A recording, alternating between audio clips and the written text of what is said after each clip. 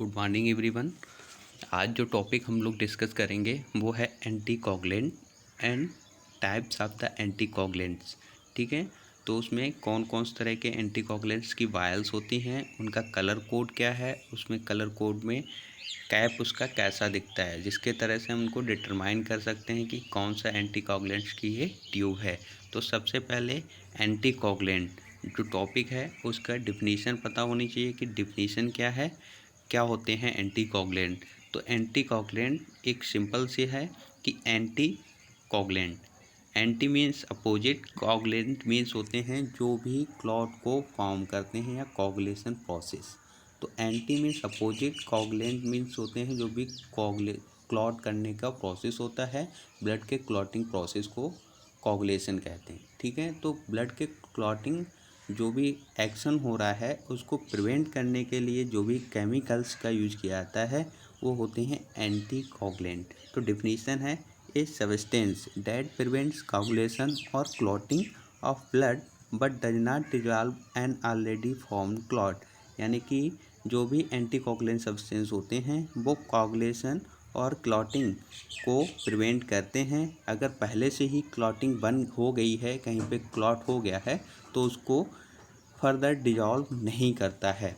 ठीक है, वो होते हैं एंटीकोगुलेंट। यूजेस, एंटीकोगुलेंट का यूज़ कहाँ कहाँ होता है। सबसे पहला यूज़ है storage of blood for blood transfusion. जब भी एंटीकोगुलेंट्स का यूज़ कहीं ब्लड बैंक में ब्लड ट्रांसफ्यूज करने के लिए उस कंडीशन में यूज़ किया जाता है। हीमेटोलॉजिकल टेस्टिंग, जो भी ब्लड की टेस्टिंग की जाती है हीमेटोलॉजिकल, उसमें ब्लड क्लॉट ना हो ऐसे रखने के लिए उसको क्या करते हैं, एंटीकोगुलेंट उसमें मिक्स किया जाता है। नेक्स्ट बात है थेरेपेटिक, यानी कि किसी के उपचार के लिए थेरेपेटिक, जैसे कोई एबनॉर्मलिटी होती है क्लॉटिंग को लेके, तो उस कंडीशन में भी थेरेपेटिक का यूज़ किया जाता है। थेरेपेटिक कंडीशन में एंटीकोगुलेंट्स का यूज़ किया जाता है। ठीक है, अब नेक्स्ट बात करते हैं कि इसमें टाइप्स कौन कौन से एंटीकोगुलेंट्स की वायल्स का यूज़। तो पहला टाइप्स है एंटीकोगुलेंट्स का, इसको जो वायल्स होती हैं उसको क्या बोलते हैं, एंटीकोगुलेंट ट्यूब और बैक्यूटेनर्स। बैक्यूटेनर्स क्यों बोलते हैं, जो भी आजकल यूज की जाती है जो बैक्यूटेनर्स, उनमें क्या होता है, एक वायल्स होती है एक बैक्यूटेनर्स। वायल्स जो होती है उसमें वैक्यूम नहीं होता है, बैक्यूटेनर्स जो होते हैं उसमें वैक्यूम होता है। जब वो यूज़ किया जाता है तो वैक्यूम जो डबल माउथेड निडल से यूज़ की जाती है बैक्यूटेनर्स, जिसमें क्या होता है ईयर उतनी ही वैक्यूम होता है जितना उसमें सैंपल की रिक्वायर्ड होती है। जैसे किसी में 2 ml ब्लड चाहिए तो उसमें 2 ml का वैक्यूम होता है, जैसे ही निडल को इंसर्ट करते हैं उसमें तो 2 ml उसमें ब्लड निकल जाता है, वो होते हैं वैक्यूटेनर्स। तो पहला है EDTA, एंटीकोगुलेंट जो है chemical EDTA, ethylene diamine tetra acetic acid, ये लिक्विड फॉर्म में है। टाइप्स होते हैं इसमें जो जो साल्ट्स का यूज़ किया जाता है, जो कैल्शियम यानी कि जो चिलेटर्स होते हैं उनको बैलेंस बनाने के लिए इसमें 2 टाइप्स के साल्ट्स का यूज़ किया जाता है। सोडियम या डाई पोटेशियम EDTA, यानी कि सिंगल EDTA का यूज़ नहीं करते हैं, उसके साथ में कोई साल्ट्स का यूज़ करते हैं, या सोडियम डाई सोडियम पोटेशियम या डाई पोटेशियम EDTA का यूज़ करते हैं। वो 2 मिलीग्राम पर ml ब्लड के लिए रिक्वायर्ड होता है, यानी कि 1 ml ब्लड के लिए 2 मिलीग्राम EDTA रिक्वायरमेंट होता है। इनका मैकेनिज्म क्या होता है, कैसे ब्लड को क्लॉट होने से रोकने हैं, forming calcium salt to remove calcium. Blood clotting factors होते हैं 13 के फैक्टर्स, उसमें 4th जो फैक्टर होता है कैल्शियम आयन। ठीक है, वो ब्लड क्लॉट करने की जो रिएक्शंस होती है उसमें क्या होता है, इन्वॉल्व होता है। अगर वो हटा लेते हैं, वो कैल्शियम वहाँ से निकाल देते हैं, तो वो रिएक्शंस नहीं होती हैं। ठीक है, तो उस रिएक्शन को ख़त्म करने के लिए क्या करते हैं, ब्लड में जो कैल्शियम आयन होते हैं उसको क्या करते हैं, इकट्ठा करके चिलेट बना देते हैं। जो EDTA का यूज़ करते हैं तो वो कैल्शियम को चिलेट बना देते हैं, जिससे चिलेशन का प्रोसेस होने से ब्लड से कैल्शियम रिमूव हो जाता है। ब्लड क्लॉटिंग का जो भी रिएक्शन होती है वो प्रिवेंट हो जाती है और ब्लड क्लॉट नहीं होता है। तो ये है इसका मैकेनिज्म। यूज़ कहाँ कहाँ करते हैं EDTA का, CBC कंप्लीट ब्लड काउंट के लिए, PCR पॉलीमरेज चेन रिएक्शन के लिए, PS के लिए, एंड HbA1c ग्लाइकोसाइलेटेड हीमोग्लोबिन का जब भी यूज किया जाता है 3 मंथ ड्यूरेशन पीरियड, जो भी डायबिटिक का पेशेंट होता है उसको चेक करने के लिए HbA1c टेस्ट में, तो उसमें भी EDTA का यूज़ किया जाता है। इसका जो वायल का कैप होता है वो कैसा होता है, लेवेंडर कलर। कैसा है, लेवेंडर या पर्पल कलर बोल सकते हैं, ठीक है। इसकी रिक्वायर फुल ऑफ ड्रा यानी कि इन्वर्ट 8 टाइम्स होता है। EDTA अवेलेबल यानी कि इसके साल्ट कौन कौन से साल्ट अवेलेबल हैं। पहला है डाइसोडियम EDTA यानी कि जो साल्ट्स की बात कर रहे थे वो डाइसोडियम के रूप में यूज होता है। कभी भी वायल लेंगे उस पर देखेंगे तो वो डाइसोडियम EDTA लिखा होगा या डाइपोटेशियम EDTA, क्योंकि उसमें आयन के फॉर्म में भी कुछ ना कुछ ऐड होता है जो कैल्शियम को रिमूव करता है, तो उसको क्या करता है, बैलेंस बना के रखता है। यूज़ क्या है, यूज EDTA का कहाँ कहाँ करेंगे, सेल काउंट्स यानी कि जो भी हमारी RBCs हैं, WBCs हैं, प्लेटलेट हैं, TLC हैं, DLC हैं, उनको क्या करता है, काउंट करने में, ठीक है। स्मेयर यानी कि जो भी ब्लड की स्मेयर्स बनानी है, जैसे आपके पैरासाइट मलेरिया का टेस्ट करते हैं, थिन या थिक स्मेयर बनाने के लिए जो भी ब्लड की स्मेयर्स बनती है उसमें क्या करते हैं, EDTA का यूज़ करते हैं। प्लेटलेट काउंट्स मैनुअली, जैसे मैनुअली प्लेटलेट काउंट या कोई स्लाइड के मेथड द्वारा उसको काउंट करते हैं तो उसमें भी EDTA का ही यूज़ किया जाता है। नेक्स्ट बात करते हैं, नेक्स्ट एंटीकोगुलेंट है सोडियम साइट्रेट, ठीक है। तो ये कैसा, इसका इसका कैप जो दिख रहा है वो कैसा है, लाइट ब्लू कलर। इसका जो कैप है कैसा है, लाइट ब्लू कलर, ठीक है। इसका जो एंटीकोगुलेंट जो परसेंटेज होता है जिसमें सोडियम साइट्रेट 3.2% होता है। 3.2% यानी कि 100 में कितना, 3.2, 100 ml में 3.2 ग्राम क्या डालेंगे, सोडियम साइट्रेट, तो ये 3.2% बन जाता है। इसका 1:9 रेशियो जो होता है उसका एंटीकोगुलेंट यूज करते हैं। यानी कि इसका रेशियो कितना लेना है, जब कोगुलेशन स्टडी करनी होगी ब्लड में, जो भी कोगुलेशन PT, APTT, PTINR, जो भी कोगुलेशन स्टडी के लिए जो भी टेस्ट होते हैं उसमें इसका यूज कितना करते हैं, 1:9 रेशियो का, ठीक है। इसमें आपका एक पार्ट क्या होगा, एंटीकोगुलेंट, और 9 पार्ट ब्लड, ठीक है। इसमें मैकेनिज्म ऑफ एक्शन क्या होता है, कैल्शियम चिलेशन, जो EDTA का होता है एक्शन उसी तरह से सोडियम साइट्रेट का होता है। इसमें कैल्शियम चिलेशन यानी कि कैल्शियम को चिलेट करते हैं, उसको रिमूव कर देता है और ब्लड के क्लॉटिंग एक्शन को प्रिवेंट करता है। यूज़ क्या है, coagulation study and platelet functions, यानी कि कोगुलेशन जो भी स्टडीज़ हैं और प्लेटलेट फंक्शन एक्टिवेशन, यानी कि जो भी जहाँ पे भी इंजरी होती है तो प्लेटलेट वहाँ पे एक्टिव हो रही है नहीं हो रही है, एग्रीगेशन कर रही है, उसकी फंक्शनल टेस्टिंग करने के लिए यूज़ किया जाता है। कोगुलेशन स्टडी में जैसे आपका PT हो गया, प्रोथ्राम्बिन टाइम हो गया, INR और APTT हो गया, ये सब टेस्ट करने के लिए यूज़ किया जाता है सोडियम साइट्रेट वाला। ये ब्लैक कलर के है टॉप इसका, ये भी सोडियम साइट्रेट है, लेकिन इसमें जो यूज़ करते हैं इसका यूज़ अलग है, ठीक है। इसका कलर, उसका जो टॉप दिख रहा है वो कैसा दिख रहा है, ब्लैक कलर का। इसमें भी सोडियम साइट्रेट होता है, लेकिन इसमें 1:9 रेशियो का यूज़ किया जाता है। इसमें 1 पार्ट एंटीकोगुलेंट और 4 पार्ट क्या होता है, ब्लड का यूज करते हैं। इसमें भी 3.8% सोडियम साइट्रेट होता है, उसका 1 पार्ट लेंगे और 4 पार्ट ब्लड लेंगे, दोनों को मिक्स करेंगे। इसका यूज क्या करते हैं, बेस्टर ग्रेन, जो भी ESR एरिथ्रोसाइट सेडिमेंटेशन रेट के 3 तरह के होते हैं। एक पहला होता है आपका विंट्रो मेथड, बेस्टर ग्रेन मेथड, तो विंट्रो के लिए नहीं, इसका कहाँ पे यूज़ करते हैं, बेस्टर ग्रेन मेथड द्वारा ESR टेस्ट करने के लिए, एरिथ्रोसाइट सेडिमेंटेशन रेट करने के लिए यूज़ किया जाता है। इसमें इसका एक्शन क्या होता है, रिमूविंग कैल्शियम, यानी कि कैल्शियम का चिलेशन ये भी करता है, उससे कैल्शियम आयन को रिमूव करता है। सोडियम साइट्रेट का ही ये है साइट्रेट, उसमें आयंस मिले हुए हैं। इसका एक्शन क्या होता है, साइट्रेट जो भी होता है anticoagulant binds calcium in a non ionised but soluble complex. इसमें क्या होता है, कैल्शियम का एक नॉन आयोनाइज्ड बाइंड करता है और उसमें सॉल्युबल कॉम्प्लेक्स बनाता है। EDTA क्या करता था, इनसॉल्युबल कॉम्प्लेक्स बनाता है, लेकिन ये कैसा बनाता है, सॉल्युबल कॉम्प्लेक्स बनाता है। डिसएडवांटेज क्या है इसका, इट इज़ ए लिक्विड, जो भी साइट्रेट होता है, सोडियम साइट्रेट हो गया, ठीक है, तो क्या करता है वो लिक्विड फॉर्म में होता है, इसलिए इसका यूज़ ब्लड सेल काउंट में नहीं करते हैं, यानी कि not acceptable for the blood cell count and HP estimation. क्योंकि अगर इसका यूज़ ब्लड सेल काउंट या एचपी एस्टिमेशन में करेंगे तो क्या करता है, उसकी लिक्विड फॉर्म में होता है, वो डाइल्यूट कर देता है, जिसमें उसका काउंट कम हो जाता है, तो इसलिए इसका यूज़ नहीं करते हैं। अगर एचपी देखेंगे तो एचपी भी उसमें कम दिखेगी और उसमें ब्लड सेल्स काउंट भी कम आएगा, इसलिए इसका सोडियम साइट्रेट का यूज़ हेमेटोलॉजिकल स्टडी यानी कि आपका सीबीसी करने में नहीं किया जाता है। नेक्स्ट इम्पॉर्टेंट है हेपेरिन, एंटीकोगुलेंट हेपेरिन। इसका जो वायल दिख रही है वो कैसी है, इसका कैप कैसा है, ग्रीन कलर का, ठीक है। तो इसमें जो यूज़ करते हैं वो क्या होता है, anticoagulant heparin. Heparin it is a anticoagulant, यह एंटीकोगुलेंट होता है, कैसा है, बायोलॉजिकल। जो ईडीटी है सोडियम साइट्रेट है, ऑक्जिलेट है, ये कैसे हैं, केमिकल एंटीकोगुलेंट। लेकिन हेपेरिन कैसा है, हेपेरिन बायोलॉजिकल एंटीकोगुलेंट है, इसलिए एक्सपेंसिव होता है, महंगा भी होता है, इसलिए क्योंकि ये बायोलॉजिकल सोर्स से मिलता है।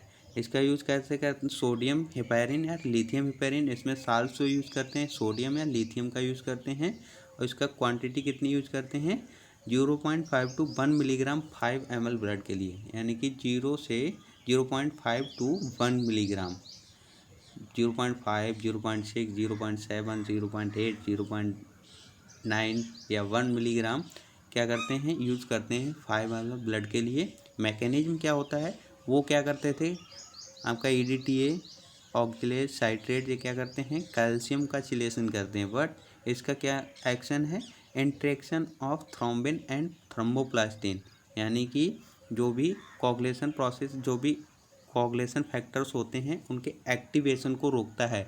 जैसे एक रिएक्शन होती है फाइब्रिनोजन टू फाइब्रिन चेंज होने में थ्रोम्बिन एक्टिवेट करता है, तो वो थ्रोम्बिन के एक्शन को प्रिवेंट कर देता है और उस रिएक्शन को रोक देता है, ठीक है। तो ऐसे मैकेनिज्म ऑफ एक्शन ख़त्म हो जाता है, प्रिवेंशन हो जाता है, ब्लड क्लॉट नहीं होता है, ठीक है। इसका यूज़ कहाँ पे करते हैं, फॉर लिथियम लेवल, यानी कि ब्लड में जो भी लिथियम होता है उसके ये लेवल को चेक करने के लिए सोडियम हेपेरिन एंटीकोगुलेंट का यूज़ करते हैं। For ammonium level, ammonia level के लिए कौन सा यूज़ करते हैं, सोडियम और लिथियम हेपेरिन। एबीजी टेस्ट करने के लिए करते हैं आर्टेरियल ब्लड गैस लेवल को, इसमें यूज़ किया जाता है, ठीक है। तो यह आपका एंजाइम स्टडी, हेपेरिन का यूज़ एंजाइम स्टडी, G6PD एक एंजाइम होता है, उसको ग्लूकोज 6 फास्फेट डिहाइड्रोजिनेज एंजाइम की स्टडी करने के लिए भी हेपेरिन का यूज़ किया जाता है। यूज़ की बात करते हैं हेपेरिन की, नेचुरली अकरिंग बायोलॉजिकल एंटीकोगुलेंट, कैसा है, बायोलॉजिकल एंटीकोगुलेंट, मोस्ट इंपॉर्टेंट, क्योंकि ये एक ही है बायोलॉजिकल एंटीकोगुलेंट, बाकी सब केमिकली एंटीकोगुलेंट्स होते हैं।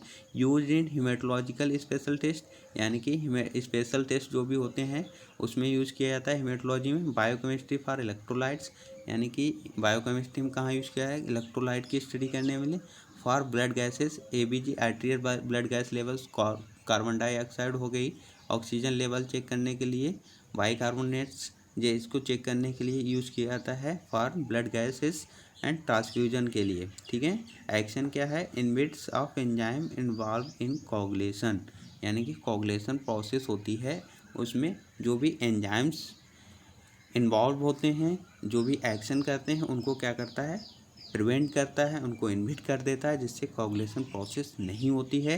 Inhibit action of thrombin on fibrinogen 2 and formation of the thromboplastin, यानी कि जो क्या करता है, थ्रोम्बिन के एक्शन को ख़त्म करता है, वो fibrinogen and formation of the thromboplastin, और थ्रोम्बोप्लास्टिन यानी कि टिश्यू फैक्टर 3 उसको बनाने के लिए रोकता है, जिससे ब्लड क्लॉटिंग रिएक्शन प्रिवेंट हो जाती है और क्लॉटिंग एक्शन नहीं हो पाता है। डिसएडवांटेज क्या है, एक्सपेंसिव है, क्योंकि बायोलॉजिकल सोर्स से मिलता है इसलिए एक्सपेंसिव होता है, महंगा होता है। हाईली एसिडिक ब्लू कलरेशन इन स्मेयर, यानी कि ये हाईली कैसा होता है, एसिडिक होता है, ब्लू कलरेशन देगा, यानी कि ब्लू कलर दे देगा स्मेयर पे, इसलिए इसका यूज़ नहीं करते हैं। नेक्स्ट एंटीकोगुलेंट है आपका grey colour. Grey colour top का जो भी ट्यूब दिखती है ग्रे कलर की, वो क्या होती है, सोडियम फ्लोराइड, इसको फ्लोराइड पायल भी बोलते हैं। Sodium fluoride plus potassium oxalate. इसमें दो एंटीकोगुलेंट्स होते हैं। सोडियम फ्लोराइड में माइनर एक्शन होता है एंटीकोगुलेंट का, लेकिन इसीलिए इसमें यूज किया जाता है पोटेशियम ऑक्जेलेट का। सोडियम फ्लोराइड क्या होता है, ये कैसा होता है, ग्लाइकोलाइटिक पाथवे को इनहिबिट करता है। इसका एक्शन क्या होता है, ग्लूकोज लेवल को ब्लड में बनाए रखना। बट पोटेशियम ऑक्जेलेट क्या करता है, चिलेशन एक्शन को रोकता है, यानी कि चिलेशन के प्रोसेस को बढ़ाता है, जिससे ब्लड क्लॉटिंग को रोकता है। ठीक है, तो इसमें दो एंटीकोगुलेंट्स का यूज़ किया गया है, sodium fluoride plus potassium oxalate. ठीक है, सोडियम फ्लोराइड एक पॉइजनस सब्सटेंस है, इसका यूज़ कभी ब्लड ट्रांसफ्यूजन्स में नहीं किया जाता है। ठीक है, तो इसमें ग्रे कलर की जो भी टॉप होती है इसमें कौन सा यूज एंटीकोगुलेंट होता है, sodium fluoride plus potassium oxalate. ये क्या करता है, इनहिबिट करता है। मैकेनिज्म ऑफ एक्शन की बात करें तो ये inhibit red cell glycolytic pathway, यानी कि ग्लाइकोलाइटिक ग्लूकोज का टूटना, यानी कि ग्लूकोलाइसिस के प्रोसेस को रोकना। यानी कि जैसे जो भी हम लोग ग्लूकोज लेते हैं वो क्या करता है, बॉडी में जाके उसका लाइसिस होता है और एटीपी एनर्जी मिलती है। ठीक है, तो उसी के प्रोसेस को अगर हमने ब्लड को कलेक्ट किया है, वो रिएक्शंस उसमें सेल्स होती हैं, सेल्स में भी वो रिएक्शंस जो भी ब्लड में ग्लूकोज है वो क्या करेगा, सेल्स जो होंगी वो एटीपी निकालेंगी, जो भी उसको एब्जॉर्ब करके एटीपी निकालेंगी। तो जो भी ग्लूकोज लेवल, जैसे मैंने मानो कि जो भी मैंने ब्लड निकाला था उसमें 100 मिलीग्राम ग्लूकोज था। ठीक है, अगर उसमें सोडियम फ्लोराइड नहीं होगा तो वो क्या करेगा, 100 मिलीग्राम जो भी ग्लूकोज था उस समय अगर उसको 1 घंटे के लिए रख देंगे तो उसमें 80 मिलीग्राम ब्लड ग्लूकोज रह जाएगा, क्योंकि वो उसका लाइसिस हो गया, ग्लूकोज टूट गया है, ग्लूकोज का ब्रेक डाउन हो गया है। ठीक है, तो उस प्रोसेस को भी रोकना है, क्योंकि सैंपल निकालने के बाद तुरंत उसको एकदम से कहीं पे भी उसकी टेस्टिंग नहीं हो जाती है। उसको रोकने के लिए 5 से 6 घंटे के लिए इस प्रोसेस को रोक दिया जाता है कि जितना ब्लड में ग्लूकोज लेवल है उतना बना रहे। उस प्रोसेस को रोकने के लिए सोडियम फ्लोराइड का यूज़ करते हैं। ये क्या बोला जाता है, inhibit red cell glycolytic pathway, जो को ग्लूकोज का लाइसिस होने का जो भी पाथवे होता है उसको प्रिवेंट करता है। ठीक है, इसमें यूज़ कहाँ है, ब्लड ग्लूकोज, यानी कि इसका यूज़ सिर्फ ब्लड ग्लूकोज लेवल के लिए यूज किया जाता है, यानी कि ग्लूकोज लेवल को चेक करने के लिए। ठीक है, नेक्स्ट बात करते हैं oxalate, potassium oxalate, ammonium oxalate. इसमें दो साल्ट्स का यूज़ करते हैं, एक पोटेशियम ऑक्जेलेट या अमोनियम ऑक्जेलेट। पोटेशियम ऑक्जेलेट क्या है, कंसनट्रेशन इन 2 मिलीग्राम पर ml ब्लड, यानी कि 1 ml ब्लड के लिए 2 मिलीग्राम पोटेशियम ऑक्जेलेट की ज़रूरत होगी। श्रिंकेज ऑफ आरबीसी, इसमें अगर पोटेशियम ऑक्जेलेट जो होता है उसमें डिसएडवांटेज ये होता है कि ये आरबीसी को श्रिंकेज कर देता है, जो भी आरबीसी सेल्स होती है उसको सिकोड़ देता है। श्रिंकेज मीन्स करना, सिकुड़ जाना। ठीक है, तो 8% श्रिंकेज इन पीसीबी, पैक्ड सेल वॉल्यूम जो भी टेस्ट होता है उसमें क्या होगा, 8% उसमें डिक्रीज हो जाएगा, इसलिए इसका यूज़ नहीं करते हैं। यूज ऑफ केमिकल एनालिसिस, जो भी केमिकल्स होते हैं उनकी एनालिसिस करने में इसका यूज़ किया जाता है। नॉट यूज फॉर पीसीबी, क्योंकि ये सेल का श्रिंकेज कर देते हैं, आरबीसी का सिकोड़ देते हैं, इससे पीसीबी घट जाएगा, एसआर भी कम हो जाएगा। सेल मॉर्फोलॉजी में भी इसका यूज़ नहीं करते हैं, क्योंकि सेल मॉर्फोलॉजी अच्छे से नहीं आएगी, क्योंकि वो सेल को श्रिंकेज कर देता है। अमोनियम ऑक्जेलेट, अमोनियम ऑक्जेलेट से जस्ट अपोजिट है पोटेशियम ऑक्जेलेट का। कंसनट्रेशन 2 मिलीग्राम पर ml के लिए यूज करते हैं, 1 ml ब्लड के लिए 2 मिलीग्राम यूज करते हैं। एडवर्स रिएक्शन क्या है इसकी, स्वेलिंग ऑफ आरबीसी, वो पोटेशियम ऑक्जेलेट श्रिंकेज करता है, सिकोड़ता है आरबीसी को, और लेकिन अमोनियम ऑक्जेलेट क्या करता है, स्वेल करता है, उसको फुला देता है आरबीसी को। Not use for PCB SR, इसमें भी इसको भी पीसीबी पैक्ड सेल वॉल्यूम और इरिथ्रोसाइट सेडिमेंटेशन रेट में इसका भी यूज इसलिए नहीं करते हैं, क्योंकि ये सेल्स को क्या करता है, स्वेल कर देता है, जिससे उसकी जो भी वैल्यू आएगी वो इंक्रीज होके आएगी, इसलिए इसका यूज नहीं करते। नेक्स्ट बात करते हैं जो एंटीकोगुलेंट है, जो कोगुलेशन के लिए यूज करते हैं, रेड प्लेन ट्यूब्स। ठीक है, इसको क्या बोलते हैं, plain tubes. Red colour top होता है इसका। नो प्रिजर्वेटिव्स, नो एंटीकोगुलेंट, इसमें कोई एंटीकोगुलेंट नहीं होता, कोई प्रिजर्वेटिव नहीं होता है। यूज़ कहाँ करते हैं, usually for the toxicology and serology, जो भी सीरम से टेस्ट यूज किए जाते हैं बायोकेमिस्ट्री के, कोई भी हुए, आपका लिपिड प्रोफाइल हुआ, किडनी फंक्शन टेस्ट हुआ, लीवर फंक्शन टेस्ट हुआ, जो भी हुए उसके यूज़